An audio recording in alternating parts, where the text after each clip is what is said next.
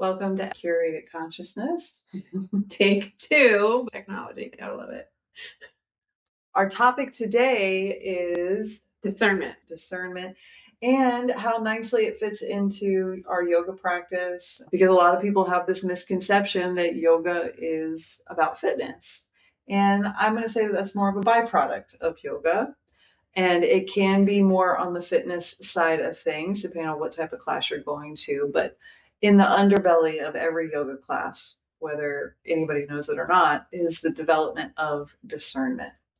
Knowing what is present and alive in this moment, the more I can work with my breath, being able to easily move, the more I'll be able to discern what's really going on around me. Yeah. For me, discernment started on the mat. For me, that was the place where somebody was holding the space in the room. The door could be closed. I could be safe, and I could actually say to myself, what am I actually feeling here? I am feeling too tired to do this. I'm feeling too sore to do this. This is not in my range of motion.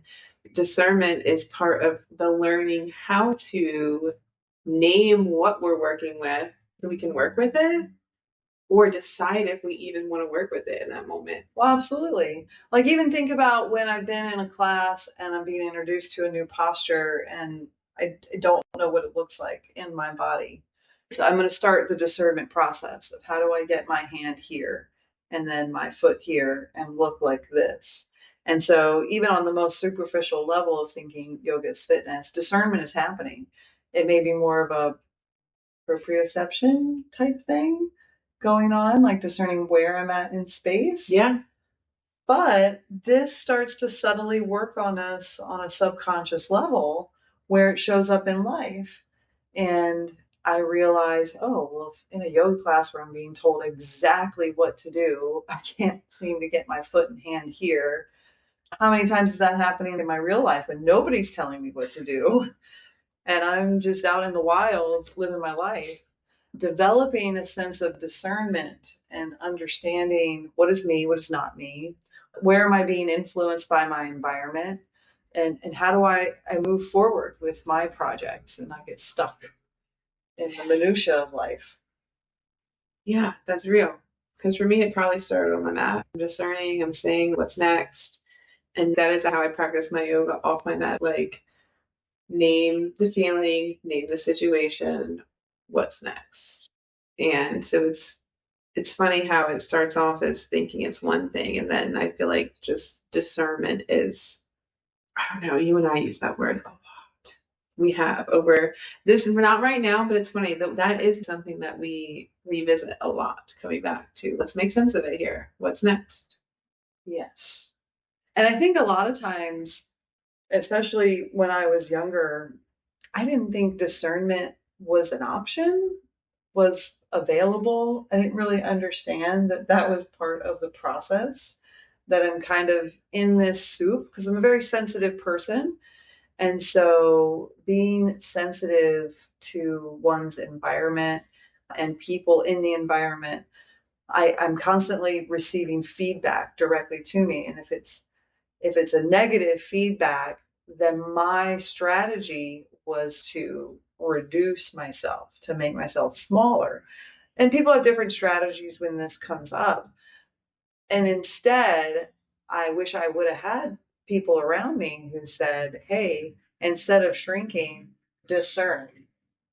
So I also think it's a solution to a lot of things is, well, is this even about me? Do I even care? Am I getting wrapped up in something that's not mine? And we all do. Well, it's funny because I do. Well, and I just asked last week what is mine and what's not mine. Like, that is something I was just talking about last week. I forget exactly what it was, but I was talking about the breath. Like, is half of it mine, the inhale or the exhale? What am I sharing? What is mine? But also, I feel like then what is mine, but then what is all of mine? Yes. Well, this makes me think of Argon. Have I told you about Argon? I don't think so. So it's on the periodic table. It's one of our elements and it's in the air. So it's a very small percentage. And Argon it doesn't interact. It's just kind of floating in this gaseous state and the environment. And we're all breathing it in and out the same argon because it's non-reactive. It doesn't change. It just comes in and then you breathe it right back out, and then somebody else breathes it in and then breathes it out. And so when I was early on in my spiritual journey, like when I was around 30 or 31, and I wanted to find a science aspect of what I was learning about. And so I was looking into we are all one, which is kind of what you said, that, well, if we're really all one, does discernment really matter?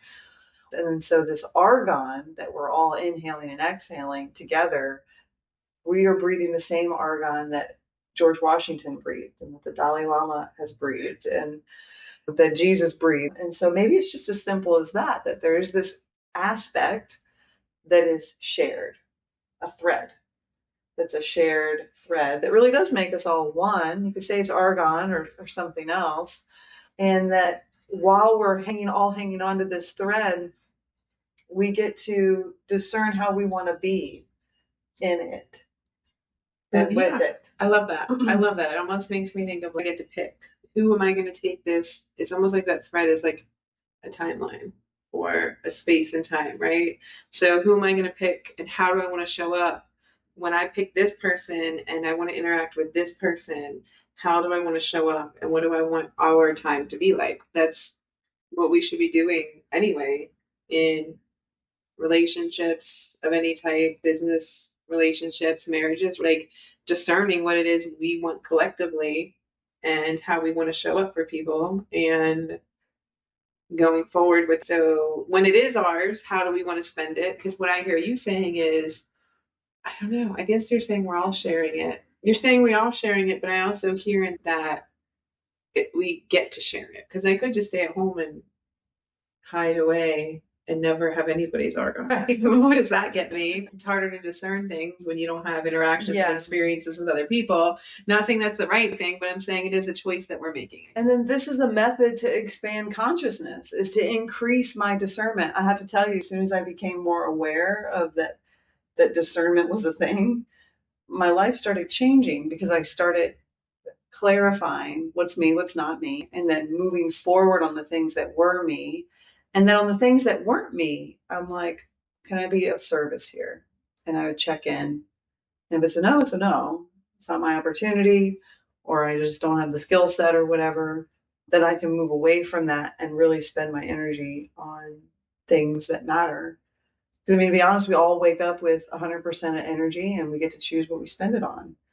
If I can spend it on, mostly my projects and the things that help my immediate ecosystem, and then if everybody's doing that and all of our ecosystems are touching a little bit, then suddenly we start to see our environment change. This kind of reminds me also of, it's like my lead into story time, by the way, when I was doing oyster farming. And one of my reasons behind it was I was told that I could make money doing it better than what I was being offered in the science community. And I could be an entrepreneur and just grow these luggers and sell them on the market. And then in the process, they would be filtering our water. That's what hooked me. Was the fact that, okay, it's like an eco business, that this is a business where I can see the change. And so I purposely set up my nursery area in an area that had seasonally contaminated water. And I would move my oysters out to the main river and it would flush it out. This is part of the process of growing them over a period of time. But anyway, my goal was in the nursery area for the little oysters to be working on cleaning up the environment. And that by the time I left that creek, it was almost all the way uncontaminated. And that I actually got to see that change over time. Now, it took 10 years. And that this is kind of how discernment works. That it starts with a little glimmer of, oh, I can discern, I can do that, and then make a choice. And then over time, it just starts flushing the waters because I start discerning better and I start clearing things out. And then suddenly I have like more energy to do things. And I can't piss around and go help this person and help that person because I got a little bit of extra energy and I'm a generous person, or not. I could just go to sleep and take a nap. But anyway, so that's kind of how I see discernment working. It's like a long term consciousness tool that once you start, become very aware, that's only after a longer period of time that you really start to see the benefits of it. And I would call that period of time the integration period because I feel like that's where I'm at right now. I am so good right now. I discern so much stuff in my head. In a seated, still, not moving. This is what I'm doing. This is what they're doing. Oh, in my head, like that's not me. Cool. That is me. Cool. I'm responsible for this. Great. I discerned that. Now here's the problem: I haven't been discerning for however many years. I've been the water's got like seasonally contaminated. Right? The water's got like half a lifetime contaminated. Not that it's fully contaminated and I've been a mess forever, but you go seasons. You go through seasons and you get this contamination and you realize that, I don't know, for me, I'm in this boat where I'm like, I like this oyster phone reference because now I'm in a boat. I'm in this boat where I don't know if I have properly been discerning things or if I have been discerning. Part of me is like sitting and thinking, just skip a few years of discernment to get myself into like where I'm at now, where I'm behind and don't have the energy. And it's possible. In my head, I think for me, there's a lot of it. Okay, I discerned it in my head. I know what's going on. Cool. Go practice it. And now that you've figured it out, change what you did to get here so that you're not in this muck again. I can't change every single one. So then I have to discern on this wheel that we're constantly on.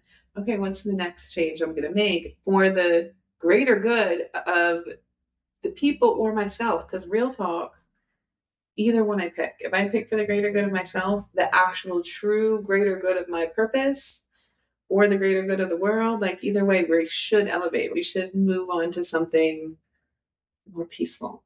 I think I have been viewing the world from a everybody deserves to have peace mindset, but I know that's not everybody's.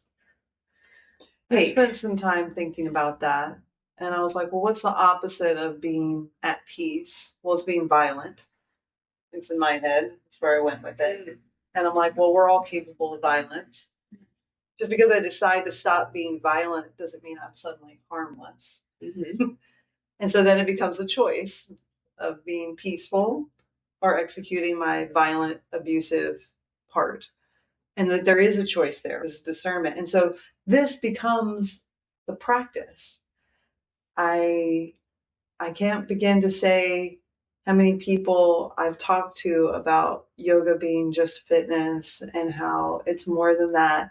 And that this is really getting to the heart of it, that we're really talking about discernment.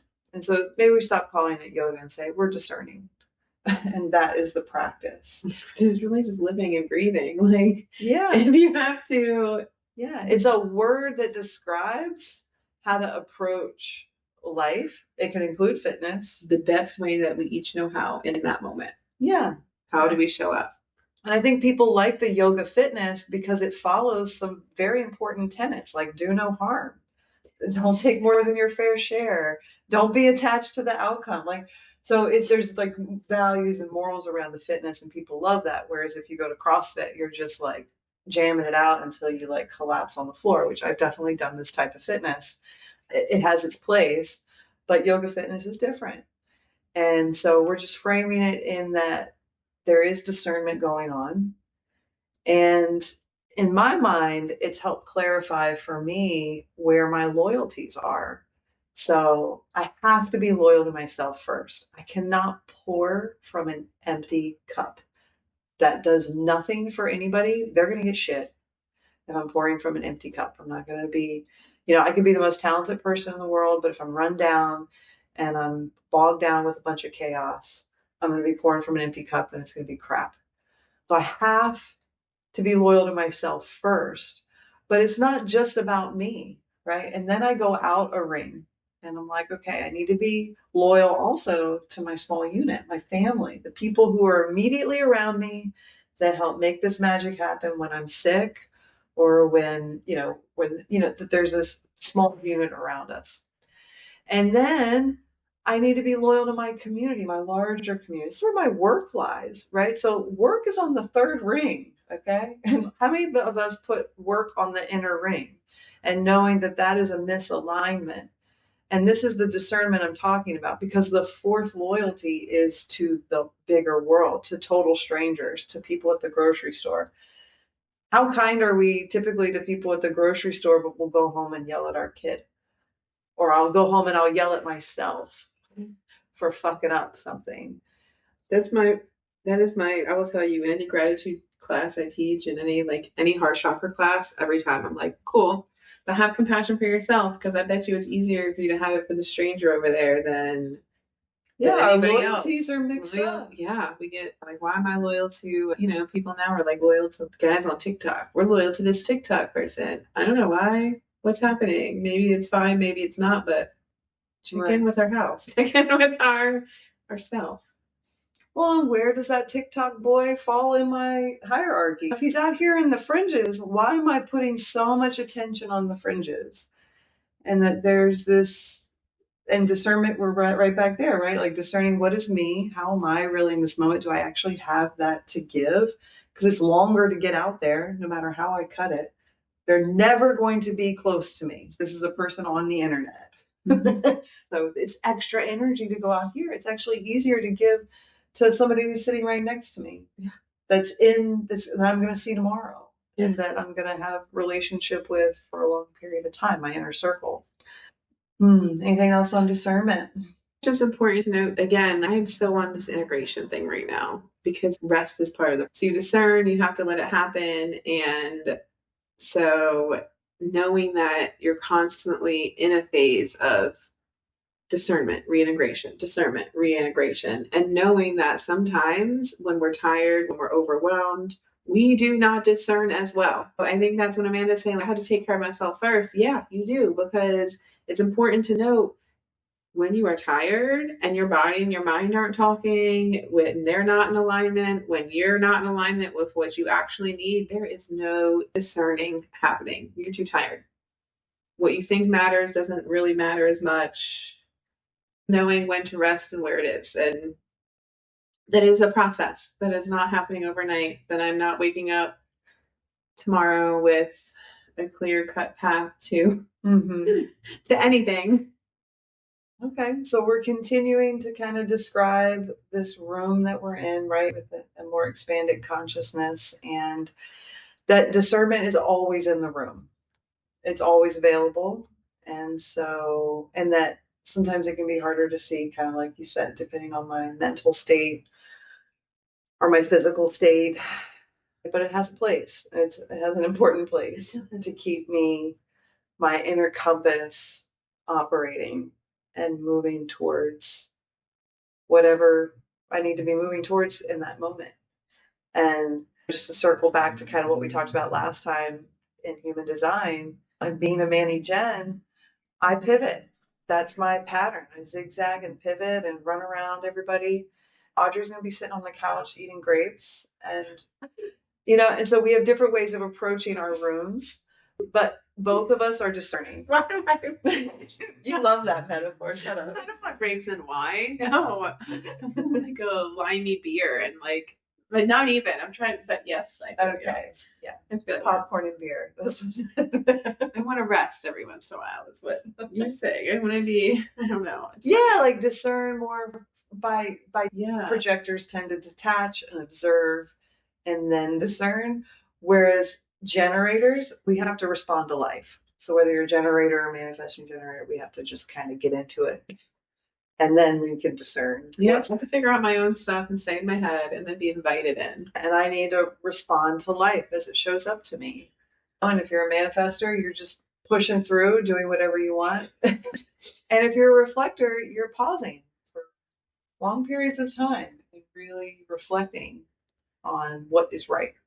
So these are different ways to approach discernment. So it's not going to look the same for everybody. Definitely not. We get to all do that together in this crazy adventure we call life.